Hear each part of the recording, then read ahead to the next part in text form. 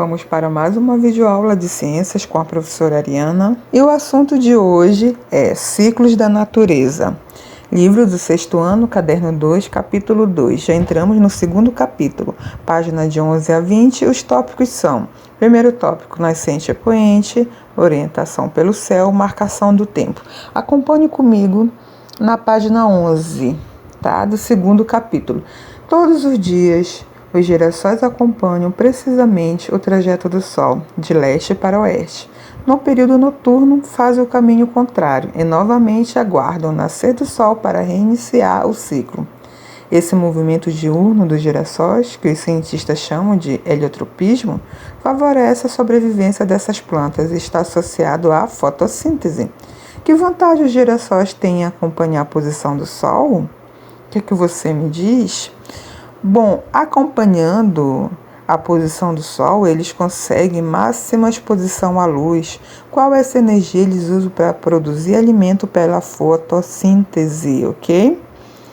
Agora eu quero com vocês, pensem em casa, cite outros tipos de reações dos seres vivos, as características do ambiente em que vivem. É com você agora. Então vamos iniciar nossa aula com nascente e poente. Acompanhe comigo na página 12. Um dos grandes privilégios de quem mora no campo é sempre ter a oportunidade de ver o nascer do sol em dias de céu limpo. E ao entardecer, observar a chegada da noite com um maravilhoso pôr do sol. O aglomerado de prédios e construções das grandes cidades frequentemente não permite isso. Essa movimentação aparente do sol é resultado do movimento de rotação que a Terra realiza em torno de si mesma. Nas regiões próximas ao Equador, durante aproximadamente 12 horas, uma das faces do planeta está voltada para o Sol e nas 12 horas seguintes é a outra face que estará iluminada, ok? Duas formas de mostrar a alternância entre dia e noite do planeta. À esquerda, como se estivesse sendo observado do espaço, a Terra está iluminada pelo Sol. É dia na parte clara do planeta. E na outra parte do planeta, que não está pegando raios solares, é noite. Isso acontece por causa do movimento de rotação, que vai ocasionar o dia e a noite, como nós vimos na aula passada, ok? Como a Terra gira sempre no mesmo sentido, do oeste para o leste, o Sol sempre surge no leste e desaparece no oeste. Chamamos de nascente a posição em que o Sol aparece pela manhã e de poente a posição em que ele se põe no fim da tarde. No entanto, como a Terra também se desloca no espaço, desenvolvendo uma trajetória ao redor do Sol, ao longo do ano essas posições podem variar um pouco. Como assim, professora? Variar um pouco? Eu não entendi. Vamos lá. Vai variar da seguinte forma: o Sol, para um determinado lugar, nasce em pontos diferentes do horizonte ao longo do ano, num movimento que lembra de um pêndulo. Ele se afasta do leste, ora para o norte, ora para o sul, levando um ano para completar uma amplitude. O ângulo dessa amplitude depende da latitude do observador, ou seja, do local onde esse observador está. O Equador é de 46 graus e nos círculos polares é de 180 graus. Esse afastamento máximo marca os solstícios de verão ou inverno. O Sol nasce exatamente no leste e se põe a oeste em 2 dias do ano, quando se inicia a primavera ou outono. Ou seja, ele só vai nascer exatamente no leste e se pôr exatamente no oeste apenas em 2 dias durante o ano todo. Ok? Na primavera ou no outono, beleza? Orientação pelo céu. Acompanhe comigo na página 13. Há muitos séculos, as pessoas orientavam-se observando a posição do Sol e das estrelas. Não se tratava de astrônomos, mas de bons observadores. Mulheres e homens que olharam para o céu e perceberam variações na posição do Sol, das estrelas, das constelações e da Lua ao longo das horas do dia, dos meses e de vários anos. Além disso, é provável que também fossem bons questionadores. Para responder a tantas perguntas, o estímulo do estudo foi fundamental e necessário, o que possibilitou o florescimento da astronomia como ciência. e, como ela, o surgimento de elementos importantes que permitiram à humanidade novas formas de organização.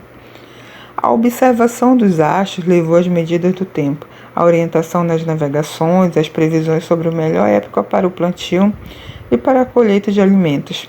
Onde quer que seja, você pode se orientar durante o dia pela posição do Sol e à noite pela posição da Lua, das estrelas e das constelações. A visão que temos do céu noturno depende da localização em que nos encontramos na Terra. No hemisfério sul, a constelação Cruzeiro do Sul orientou e continua orientando navegadores e curiosos. Ela é formada por 5 estrelas: Gama Cruz ou Rúbida, que recebe esse nome por sua cor avermelhada; Beta Cruz ou Mimosa; Alfa Cruz ou Estrela de Magalhães; e Epsilon Cruz ou Intrometida, e Delta Cruz ou Pálida. Ainda bem perto dessa constelação, observam-se outras 2 estrelas muito brilhantes e que, em razão da sua posição, são chamadas de Guardiãs da Cruz. Alfa Centauro, que depois do Sol é a estrela mais próxima da Terra, e a Beta Centauri. À noite, no hemisfério norte, tem-se a estrela polar como orientação, pois ela se encontra bem próxima do polo celeste norte. Bom, eu tentei colocar uma imagem bem próxima do livro de vocês para falar sobre orientação pelo céu, mas eu encontrei uma melhor.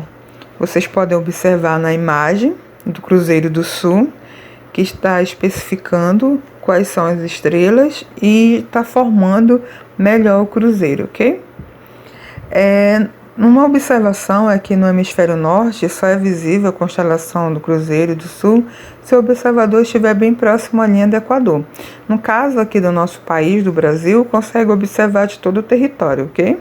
Então vamos lá para a marcação do tempo. Acompanhe comigo na página 5. Foi a necessidade de marcar o tempo que levou diferentes povos em diferentes épocas a desenvolver instrumentos que, com tal objetivo, a clepsidra, o gnomo, o relógio de sol e a ampulheta são instrumentos que deram origem aos atuais relógios. Nós temos a imagem A, B e C, que eu tentei comparar com o livro de vocês, tá bom? Na imagem A nós temos o gnomo, na imagem B o relógio de sol e na imagem C a ampulheta. Vamos lá, vamos começar falando da clepsidra, que não está aqui na imagem, mas acompanhe comigo no livro de vocês, que a clepsidra ou relógio de água foi desenvolvida pelos chineses há mais de 4.000 anos. O tempo era marcado partindo-se do princípio de que a água que cai de um recipiente para o outro o faz de forma relativamente regular, tá? E falando sobre o gnomo, há evidências de que o gnomo já era usado há 3.000 a.C. na Mesopotâmia, consistindo em uma placa de semicircular com uma vareta no centro. A marcação das horas ao longo do dia era feita observando-se em sombra produzida por esta vareta, tá? E o relógio de sol, ou quadrante solar, é um aperfeiçoamento do gnomo. Os primeiros registros desse instrumento datam o ano de 600 a.C. na Babilônia. Apesar de a marcação das horas pelo relógio de sol não coincidir exatamente com as horas definidas pelo relógio mecânico, ele permite registrar a passagem do tempo durante o período do dia iluminado pelo sol, ok? Gente, eu quero que vocês acompanhem comigo agora na página 17. Eu quero que vocês façam um experimento em casa, construindo o relógio de sol, tá bom? Íamos fazer isso na escola, mas nessa época que estamos todos em casa, de quarentena, vamos fazer em casa. Vamos lá, antigamente o horário era marcado com os chamados relógios solares, que indicavam a hora do dia com auxílio de sombra projetada pelo sol. Tá bom? Vamos construir um relógio solar. Vejam aí na página 17 qual o tipo de material que nós vamos precisar, que é uma cartolina, cola, canetas coloridas, transferidor, vareta de madeira, lápis, régua, isopor. Os procedimentos é só acompanhar na cartolina com o auxílio de um transferidor. Faça um esboço de desenho com lápis de acordo com o modelo a seguir. Vocês vão ver o modelo aqui que vocês vão fazer esse esboço de oeste para leste, começando de 6 horas e o último é 18 horas, ok? Acompanhando de oeste para leste, de 6 a 18, igual está no modelo, ok?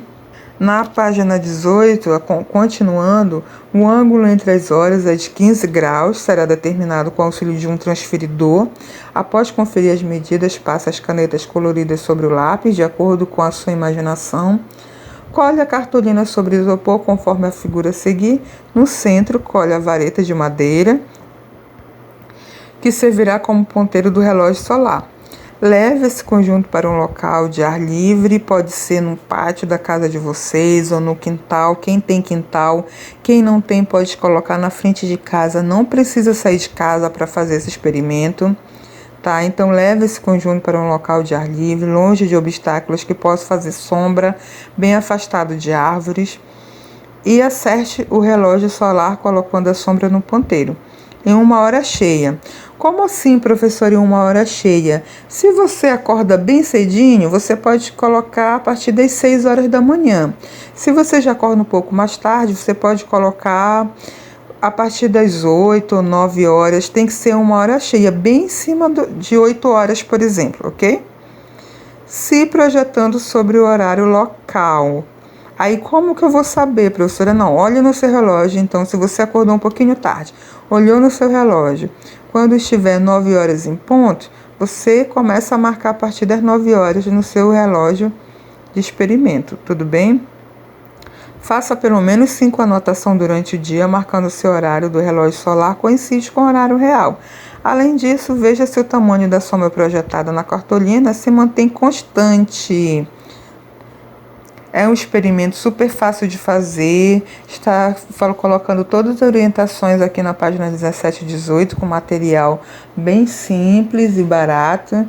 Então tentem fazer em casa, depois nós vamos acompanhar a atividade. Eu quero que vocês vão fazendo as anotações e marcando a atividade número 1, 2 e 3 da página 18, tá bom? Sol da meia-noite. Gente, eu tentei pegar 2 imagens bem parecidas aqui, quando o livro de vocês falam do sol da meia-noite observado na Noruega e sol polar observado em Nibien. Vamos lá, acompanhe comigo na página 19. Sol da meia-noite. Um grande conhecido fenômeno natural que acontece nos meses de verão em locais ao norte do ciclo polar ártico e ao sul do ciclo polar antártico. É o sol da meia-noite. Nesse fenômeno, o sol permanecerá visível durante 24 horas do dia, incluindo a meia-noite local.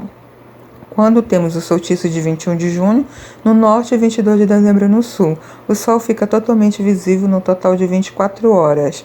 Quanto mais próximo o país for dos polos, ou por mais dias esse fenômeno ocorrerá. O interessante é que ainda que utilizaremos o círculo polar como linha delimitadora do fenômeno. Na realidade, o sol da meia-noite pode ser observado a 90 km fora do círculo polar, tá bom? De maneira oposta, existe a noite polar, que ocorre no inverno, quando o sol permanece abaixo do horizonte durante todo o dia. Eu quero que vocês pesquisem por que sol da meia-noite, tá bom? Pesquisa na internet, eu sei que vocês têm acesso à internet. Por que esse fenômeno, sol da meia-noite? Bom, vamos lá, eu só vou resumir para vocês que isso desenvolve por causa da incidência de dias após dias sem noite, pois esses não se escurecem nas regiões polares. Tal fenômeno é proveniente da localização geográfica dos polos, que isso acontece só nos polos, e do movimento de rotação da Terra, translação e inclinação do seu eixo, ok?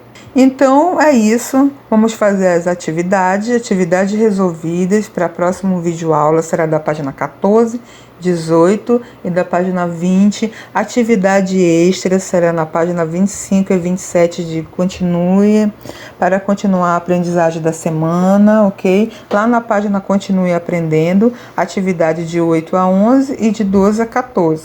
Essa atividade extra, gente, é da página Continue Aprendendo do livro de vocês, ok? Lembre-se que a atividade resolvida será só atividade 14, 18 e 20.